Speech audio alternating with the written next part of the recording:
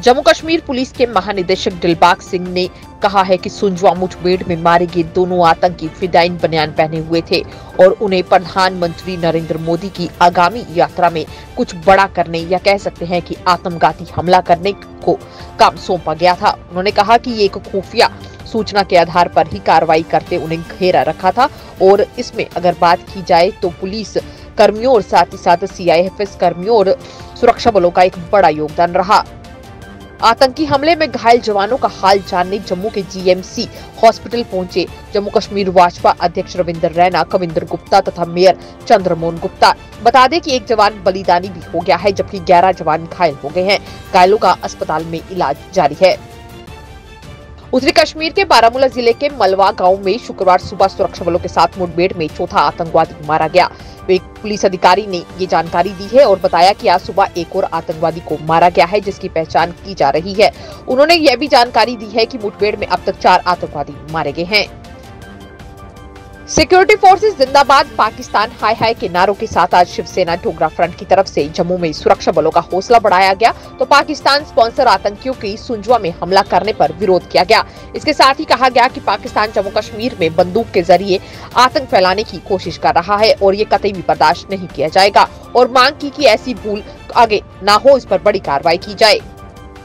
देश के प्रधानमंत्री के दौरे के तकरीबन 2 दिन पूर्व जम्मू के सुंजवा इलाके में आतंकियों के द्वारा हमला किया गया जिसमें 2 आतंकियों को ढेर करने में सुरक्षा बलों को बड़ी सफलता मिली और जिसके बाद जम्मू कश्मीर भाजपा के प्रदेश अध्यक्ष और जम्मू कश्मीर के पूर्व डिप्टी CM और भाजपा के अन्य सीनियर लीडर्स के द्वारा घटनास्थल का दौरा किया गया। इस दौरान रविंदर रैना का कहना था कि सुरक्षा बलों की तरफ से एक बड़ा हादसा टाल दिया गया है और ये साफ है कि आतंकवाद को मुंह तोड़ जवाब दिया जा रहा है।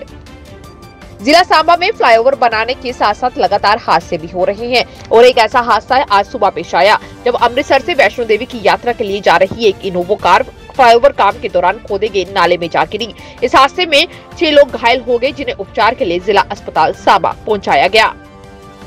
Joint action committee of reserve categories के द्वारा आज जम्मू में एक प्रेस वार्ता की गई और इस दौरान बताया गया कि आज जो हमला हुआ है उसको लेकर आज रखा गया प्रोटेस्ट को स्थगित कर दिया गया और साथ ही कहा कि सिक्योरिटी फोर्सेस को और चौकस होने की जरूरत है क्योंकि देश के प्रधानमंत्री की यात्रा के 2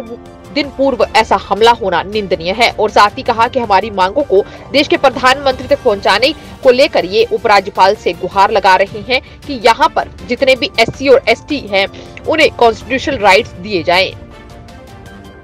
विजन कश्मीर की तरफ से आज जम्मू के प्रेस क्लब में एक प्रेस वार्ता की गई और कहा गया कि जब विस्थापन हुआ था तो तब हम लोग 20 या 22 साल के थे और अब हम लोग सीनियर सिटीजन बन चुके हैं और अब तक 32 साल बीत जाने के बाद भी हमारे लिए रिहेबिलिटेशन पॉलिसी नहीं बनाई गई है। इन्होंने देश के प्रधानमंत्री से गुहार लगाई है कि हमारे मसले के लिए भी ट्रांसपेरेंट तरीका अपनाया जाए।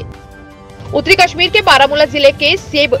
कस्बे के इलाके सुबह आज एक 20 वर्षीय पुरुष की लाश मिली है। रिपोर्ट्स में कहा गया है कि नूरबाग इलाके के निवासियों ने बाग में पास शव देखा और पुलिस को सूचित किया और इसके बाद ये पुष्टि की गई कि शव रहस्यमय परिस्थितियों में बरामद किया गया है और इसके साथ साथ ही उसे सामुदायिक स्वास्थ्य केंद्र सोपोर ले जाया गया। साथ ही वहां बताया गया कि मौत के कारणों का पता लगाया जा रहा है और आगे की जाँच की जा रही है।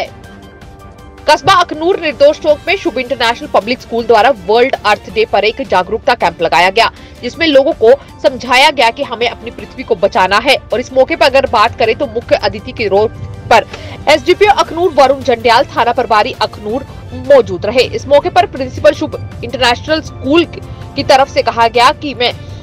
यहाँ पर लोगों को ये जागरूक करने का प्रयास कर रहा हूँ कि लोग जो है समझे कि हमें अपनी धरती को किस तरीके से बचाना है।